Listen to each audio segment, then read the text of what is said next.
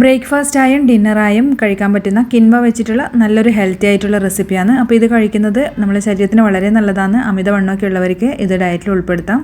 അപ്പോൾ ഇതെങ്ങനെയാണ് ഉണ്ടാക്കുന്നത് നോക്കാം. ഷുഗറും കൊളസ്ട്രോളും ഒക്കെ ഒന്ന് കൺട്രോൾ ചെയ്യാനും ഇത് നല്ലത് തന്നെയാണ്. അപ്പോൾ നമ്മളിത് ഉണ്ടാക്കാൻ കിൻവ എടുത്തിട്ടുണ്ട്. അപ്പോൾ പല കളറിലും നമുക്ക് ഇത് വാങ്ങിക്കാൻ കിട്ടും. അപ്പോൾ ഇവിടെ വൈറ്റ് കളറുള്ളതാണ് ഞാൻ എടുത്തത്. ഇതൊരു കപ്പ് ഞാൻ എടുത്തിട്ടുണ്ട്. ഇതൊരു 4 പേർക്കൊക്കെ കഴിക്കാൻ പറ്റുന്ന വിധത്തിലുള്ള ഒരളവിലാണ് തയ്യാറാക്കുന്നത്. അപ്പോൾ ഇതിലേക്ക് ഒന്ന് വെള്ളം ഒഴിച്ചിട്ട് നല്ലപോലെ ഒന്ന് കഴുകിയെടുത്തിട്ട് ഒരു 3-4 മണിക്കൂർ ഒന്ന് കുതിരാൻ വേണ്ടി മാറ്റി വെക്കുന്നുണ്ട്.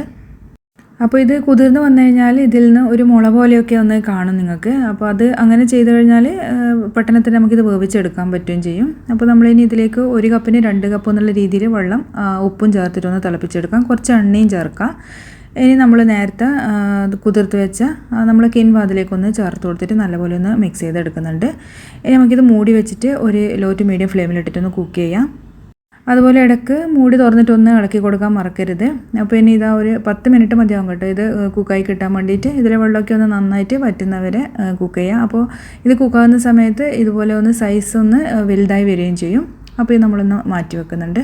അപ്പോൾ നമ്മൾ വെജിറ്റബിൾ കിൻവയാണ് നമ്മൾ തയ്യാറാക്കുന്നത്. അതുപോലെ ചിക്കനൊക്കെ വേണമെങ്കിൽ നിങ്ങൾക്ക് ആഡ് ചെയ്യാം. അപ്പോൾ നമ്മളിത് മാറ്റി വെച്ച കിൻവ ഒരു ഫോർക്ക് വെച്ചിട്ട് ഇതുപോലെ ഒന്ന് ചെയ്ത് കൊടുക്കുക.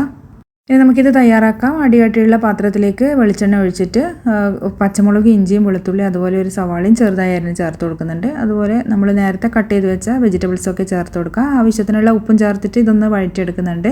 അപ്പോൾ ഞാനിവിടെ സ്വീറ്റ് കോണൊക്കെ എടുത്തിട്ടുണ്ട്, അതായത് ബേബി കോണ്, പിന്നെ അതുപോലെ മഷ്റൂമൊക്കെ എടുത്തിട്ടുണ്ട്, പച്ചമുളകും ക്യാപ്സിക്കും ഒക്കെ ഉണ്ട്. ഇത് മൂടി വെച്ചിട്ട് പച്ചക്കറിയൊക്കെ ഒന്ന് കുക്ക് ചെയ്തെടുക്കാം. അപ്പോൾ വെളിച്ചെണ്ണയ്ക്ക് പകരം സൺഫ്ലവർ ഓയിലായാലും കുഴപ്പമൊന്നുമില്ല. ഞാനിവിടെ വെളിച്ചെണ്ണ എടുത്തെന്ന് മാത്രമേ ഉള്ളൂ.